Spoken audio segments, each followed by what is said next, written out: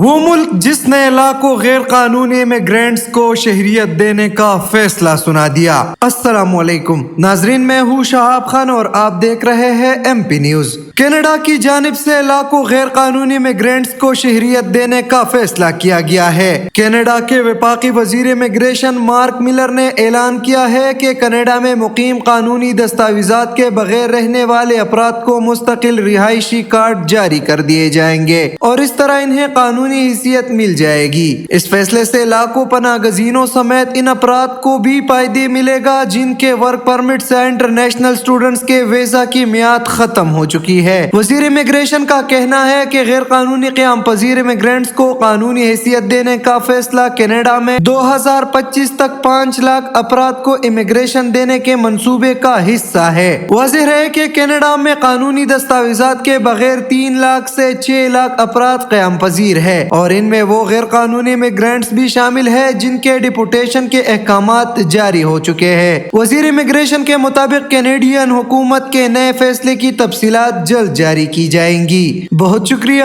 مزید خبروں اور اپڈیٹس کے لیے دیکھتے رہیے ایم پی نیوز۔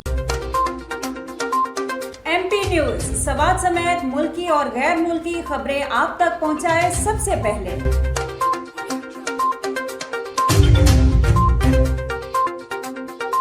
دن بھر کی تازہ ترین خبریں ہوں یا عوامی مسائل ہوں، ایم پی نیوز کی سکرین پر سب سے پہلے۔ سیاسی میدان ہو یا ہو کھیل کا میدان، ہم پہنچائیں گے سب سے پہلے خبر ایم پی نیوز پر۔ اب آپ کی آواز بنے گا ایم پی نیوز سب سے پہلے، تو ابھی فیس بک پر اور یوٹیوب پر سبسکرائب کیجیے ایم پی نیوز کو۔